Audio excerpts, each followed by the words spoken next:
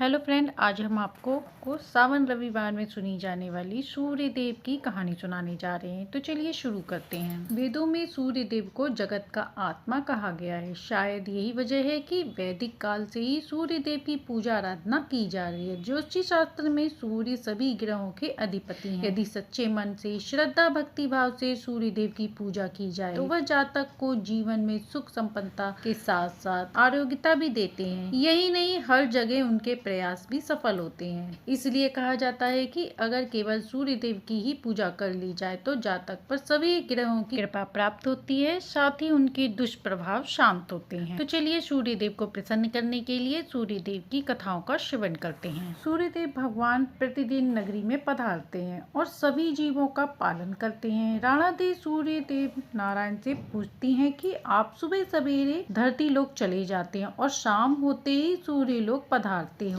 पूरे दिन आप धरती लोक में क्या करते हैं? सूर्य नारायण कहते हैं कि मैं सबका पालन पोषण करता हूँ, कीड़ी चींटी को कर देता हूँ और हाथी को मर देता हूँ। राणा देव ने कहा कि क्या सबको खाने को देते हो?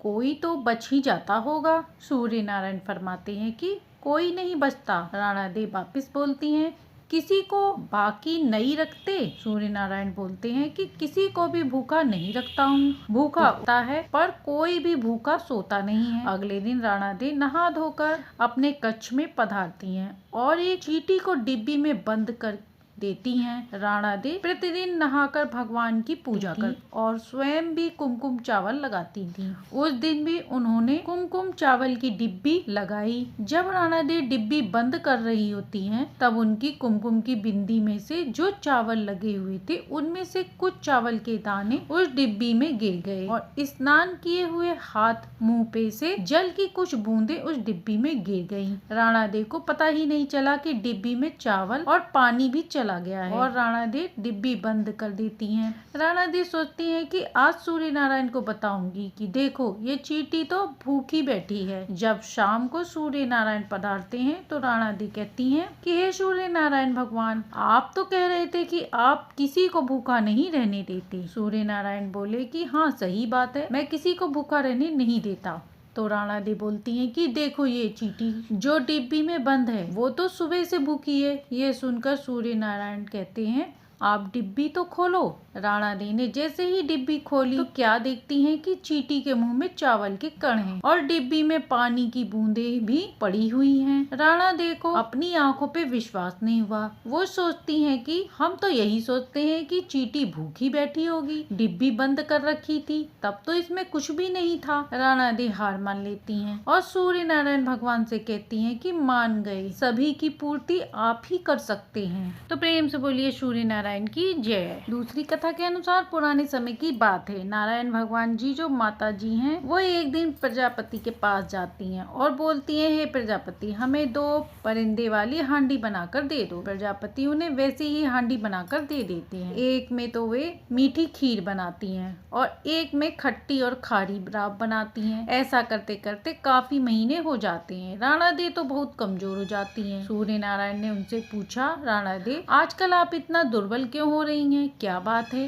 राणा देव बोलती हैं कि क्या बताऊं, मुझे खाना नहीं भाता है, खारा और खट्टा लगता है। सूर्य नारायण कहते हैं कि नहीं, अपने घर में तो प्रतिदिन मीठी खीर बनती है। राणा देव कहती हैं कि मुझे तो वह खट्टी और खारी लगती है। दूसरे दिन नारायण भगवान की माता जी थालियां परोसती हैं। राणा देव चक्कर थाली सरका देती हैं। सूर्य नारायण जब उन्हें ऐसा करते हुए देखते हैं तो वो अपनी माँ से कहते हैं कि माँ थोड़ा जल भरना। उनकी माता जल लेने के लिए जाती हैं, जितने में सूर्य भगवान थालियां बदल देते हैं। सूर्य नारायण जब राणा देव की थाली से खाते हैं तो उन्हें भी खट्टी और खारी लगती है। जब उनकी माता जल लेकर आती हैं तो सूर्य नारायण भगवान बोलते हैं कि माँ, ओ माँ, आज तो भोजन खट्टा और खारा है। माता जी कहती हैं कि नहीं बेटा, हमने तो तुम्हारे लिए मीठी खीर रखी थी, कहीं तुम्हारे राणा देव की थाली तो तुम्हारे पास नहीं आ गई। सूर्य भगवान बोलते हैं कि माँ, ओ माँ, ऐसा